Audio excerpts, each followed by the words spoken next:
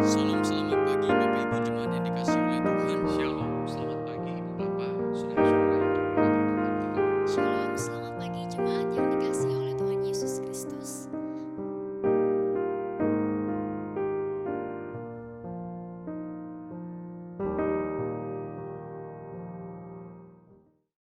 Shalom jemaat yang terkasih dimanapun berada, semoga kita semua dalam kondisi yang baik.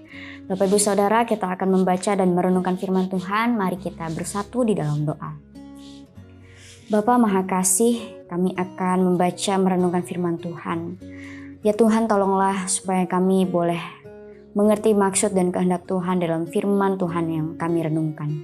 Di dalam nama Tuhan Yesus Kristus kami berdoa. Amin. Bapak Ibu Saudara yang terkasih, bagian yang akan kita renungkan terambil dari Ulangan 7 ayat yang ke-9. Ulangan 7 ayat yang ke-9. Demikian firman Tuhan, sebab itu haruslah kau ketahui bahwa Tuhan Allahmu, dialah Allah yang setia, yang memegang perjanjian dan kasih setianya terhadap orang yang kasih kepadanya dan berpegang pada perintahnya, sampai kepada beribu-ribu keturunan. Amin, demikian firman Tuhan.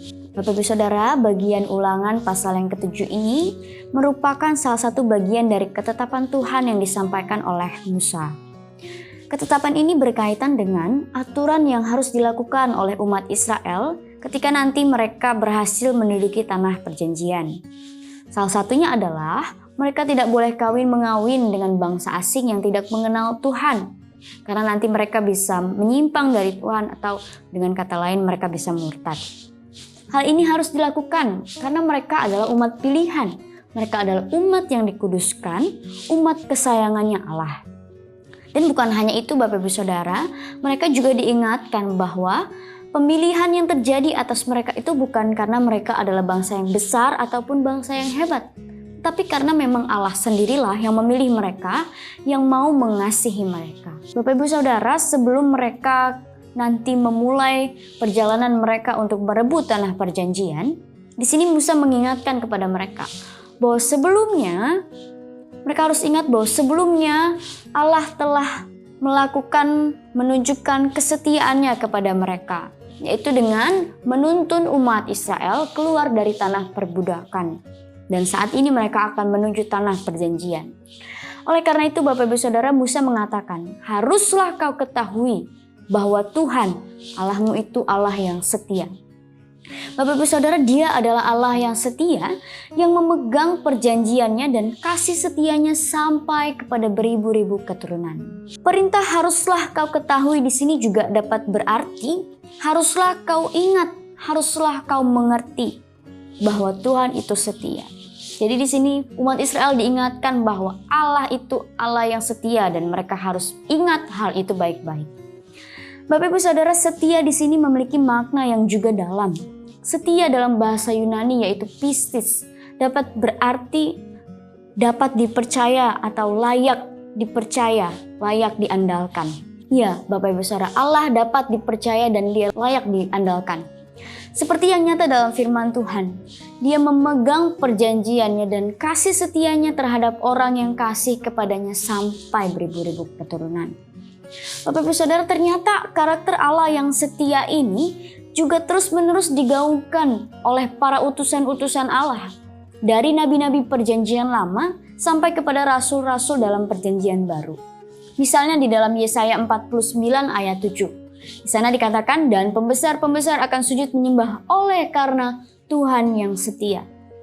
Kemudian di perjanjian baru kita juga bisa melihat misalnya dalam 2 Tesalonika pasal 3 ayat 3. Di sana dikatakan, tetapi Tuhan adalah setia. Ia akan menguatkan hatimu dan memelihara kamu terhadap yang jahat. Bapak Ibu Saudara, sampai di sini kita diingatkan kembali bahwa dari dulu, dari zaman Israel, sampai kepada zaman rasul-rasul di perjanjian baru. Karakter Allah yang terus-menerus ditegaskan tetap sama, yaitu Allah, Ia adalah Allah yang setia. Bapak Ibu Saudara, di dalam masa-masa sulit yang sekarang kita sedang hadapi, iman kita sedang diperteguh kembali. Apakah kita percaya bahwa Allah itu adalah Allah yang setia? Allah setia dari awal sampai akhir. Dari dulu dan sampai selama-lamanya Ia tetap Allah yang setia.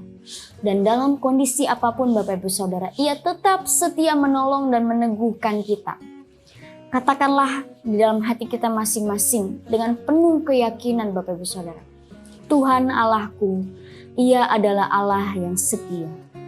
Tuhan Allahku, Ia adalah Allah yang setia.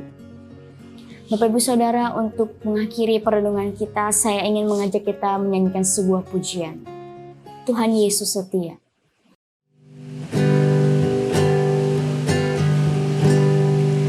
Tuhan Yesus setia,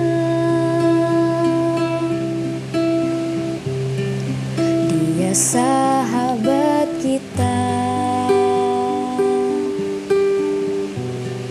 Dalam segala susahku, selalu menghiburku. Dia mengerti bahasa tetesan air mata. Waktu badai mengamuk dan gelombang menerjang, Tuhan Yesus setia.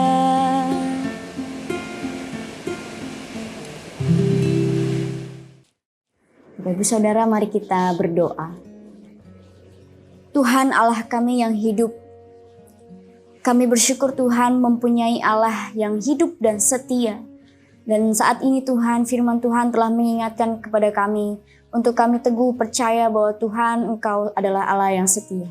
Tolong kami Tuhan dalam melewati masa-masa sulit kami ini, khususnya di tengah pandemi. Biarlah kami terus percaya bahwa Engkau tetap setia, Engkau menuntun kami, Engkau akan memegang tangan kami, Engkau akan menolong, Engkau akan meneguhkan kami Tuhan.